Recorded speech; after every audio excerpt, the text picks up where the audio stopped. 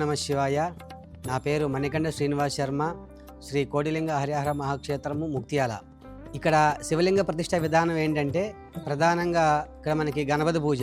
ఇక్కడ స్వామివారు వచ్చేసరికి విజయ గణపతి.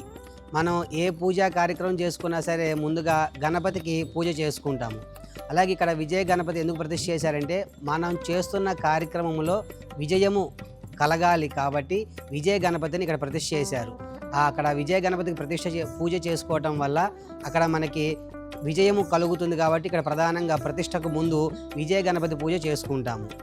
అలాగే ఈ విజయ గణపతి పూజలో విశేషంగా ముందు మనం సంకల్పం చెప్పుకుంటాము. అలాగే ఒక్కొక్కరికి ఒక్కొక్క కామ్యము ఉంటుంది, అంటే కోరిక. ఒకరికి ఆరోగ్యం బాగుండాలి, ఒక ఉద్యోగం బాగుండాలి, ఒక వివాహం కావాలి. అలా కామ్యం ఎవరికి ఏదైతే ఉందో ఆ కామ్యము గురించి ఇక్కడ సంకల్పం చెప్పుకొని ఆ విజయ గణపతి పూజ చేసుకొని తరువాత మన హోమ కార్యక్రమం దగ్గరికి వెళ్తాము.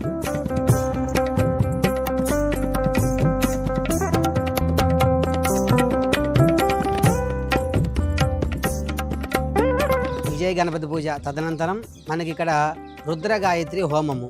ఇక్కడ ఏంటంటే విశేషంగా ఇందాక మనం గణపతి పూజ చేసుకున్నాము, ఇప్పుడు రుద్ర గాయత్రి హోమము.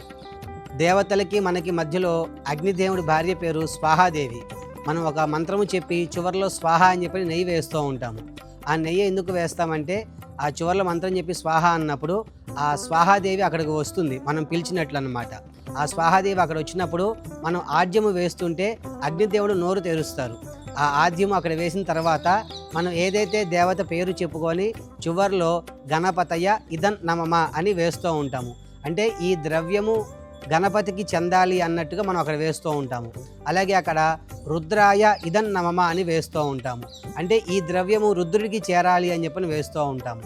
అలాగే ప్రతి హోమములో కూడా ఎవరికైతే హోమం చేస్తున్నామో ఆ దేవతా పేరు చెప్పుకొని చివరిలో ఇదన్ నమమ, అంటే ఇది నాది కాదు, ఇది దేవుడికి అర్పిస్తున్నాను అని చెప్పేసి మనం హోమ కార్యక్రమంలో హోమం చేసుకుంటూ ఉంటాము. అలాగే ఇక్కడ మనం హోమం ప్రధానంగా ఎందుకు చేసుకుంటున్నాము అంటే ఇదివరకు ఋషులు మునులు కూడా మనలాగా దేవతలకి దేవుళ్ళకి ద్రవ్యాలతో ఎక్కడా కూడా పూజ చేసినట్టు లేదు. పెద్ద పెద్ద యాగాలు లేదా నదీ తీరమటే తర్పణాలు మాత్రమే చేసుకుంటూ ఉండేవాళ్ళు. అలాగే మనకి కంటికి ఆనందం కోసము స్వామివారి రూపం అందంగా కనిపించడానికి అలంకరించుకొని ఆ ప్రసాదాలు నైవేద్యం చేసుకొని నివేదనించుకొని తరువాత మనం హోమ కార్యక్రమం ఇవన్నీ కూడా చేసుకుంటాము. ఈ హోమం చేయటం వల్ల దేవతలకి విశేషంగా మన ద్వారాగా ద్రవ్యం అనేది చేరుతూ ఉంటుంది. మనం ఇంట్లో ఒక శుభ కార్యక్రమం చేసినప్పుడు ఎట్లయితే చుట్టాలందరినీ ఆహ్వానిస్తామో అలాగే ఇక్కడ మనం దేవతలందరినీ కూడా ఆహ్వానించుకొని వాళ్ళకి ఆ ఆజ్యము వాళ్ళకి అల్పాహారం కిందలాగా చేసుకుంటూ ఉంటాము. అలాగే ఇక్కడ మనకి పూర్ణాహుతి అనేది ఉంటుంది. ఆజ్య పూర్ణాహుతి అంటే ఇక్కడ ఆద్యము పూర్ణాహుతిగా మనం ఇక్కడ ఆజ్య పూర్ణాహుతి చేసుకుంటాము. ఈ పూర్ణాహుతి కార్యక్రమం అయిపోయిన తర్వాత అగ్నిభస్మము మనం అలంకరించుకొని తర్వాత శివలింగాన్ని తీసుకొని మనకి దేవాలయములో ప్రదక్షిణానికి వెళ్తాము.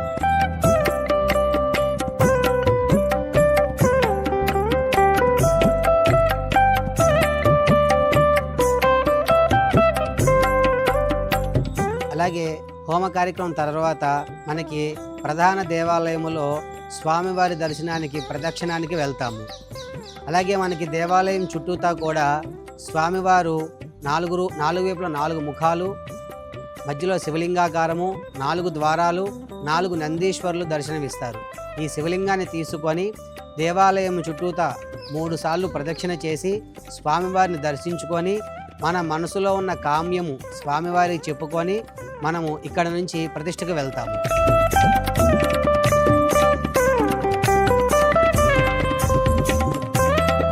ప్రతిష్ట దగ్గరికి వెళ్ళిన తర్వాత మన పూర్వ సంకల్పం, ఇందాక మనం విజయ గణపతి దగ్గర ఏదైతే సంకల్పం చెప్పుకున్నామో ఆ సంకల్పాన్ని ఇక్కడ మనం మళ్ళీ చెప్పుకొని అక్కడ ఘట్టంలో నవధాన్యాలు, నవరత్నాలు, పంచలోహాలు, పాదరసము ఈ ద్రవ్యాలన్నీ కూడా నిక్షింపించి అక్కడ మనం ఒక శివలింగాన్ని ప్రాణప్రతిష్ఠ చేసుకొని అక్కడ లింగ ప్రతిష్ఠ అనేది చేసుకోవడం జరుగుతూ ఉంటుంది. ఇక్కడ విశేషంగా మనం పీఠము లేకుండా ఓన్లీ లింగాకారాన్ని మాత్రమే మనం ప్రతిష్ఠ చేసుకుంటున్నాము. ఇక్కడ వచ్చేసరికి స్వామివారికి నిత్య కార్యక్రమం వచ్చేసరికి పంచభూతాలు సాక్షిగా జరుగుతూ ఉంటాయి.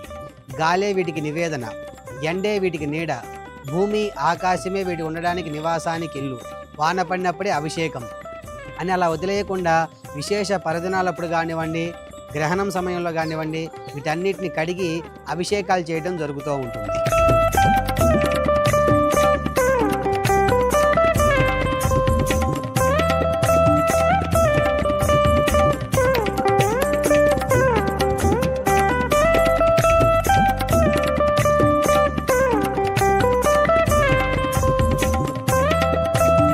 తరువాత ప్రతిష్ట అనంతరము ప్రధాన దేవాలయములో స్వామివారికి అభిషేకం.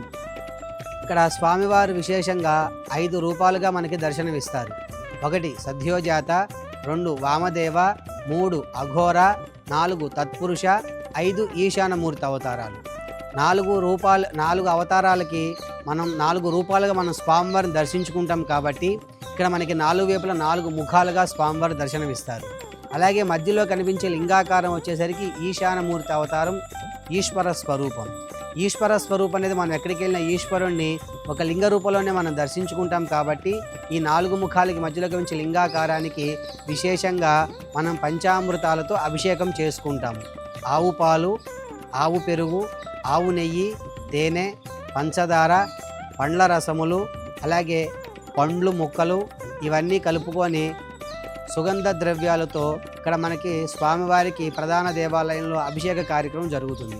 ఇందాక మనం చెప్పుకున్నట్లు శివునికి పంచామృతాలతో అభిషేకం చేసుకున్నట్లయితే జాతకరీత్యా, గోచారరీత్యా ఎటువంటి దోషాలున్నా సరే మనకి ఇబ్బంది లేకుండా మంచిగా అనుకున్న కామ్యము త్వరగా నెరవేరి మనకి ఆ ఫలితాలు కనిపిస్తాయి. అభిషేక అనంతరము స్వామివారికి నీరాజన మంత్రపుష్పాలు.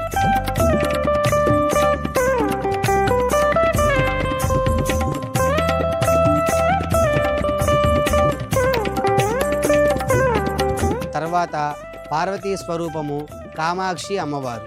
కామాక్షి అమ్మవారి దగ్గర మనకి అర్చనా విధానము ఉంటుంది. ఇక్కడ పార్వతీ స్వరూపంగా కామాక్షి అమ్మవారిని ఎందుకు పెట్టారంటే, కామాక్షి అంటే కామ్యము, అనుకున్న కార్యక్రమము త్వరగా నెరవేరాలి, త్వరగా పూర్తిగా జరగాలి, పూర్తి అవ్వాలి అని చెప్పేసి ఇక్కడ మనకి పార్వతీ స్వరూపంగా కామాక్షి అమ్మవారిని ప్రతిష్ఠ చేసుకోవడం జరిగింది. అలాగే ఇక్కడ కామాక్షి అమ్మవారి దగ్గర కుంకుమార్చన, అర్చనా విధానము అయిపోయిన వెంటనే ఇక్కడ మనకి ఎవరైతే ప్రతిష్ఠ చేసుకున్నారో వారికి ఆశీర్వచనంతో మనకి ఇంతటితో ప్రతిష్టా కార్యక్రమం, శివలింగ ప్రతిష్టా కార్యక్రమము సంపూర్ణం.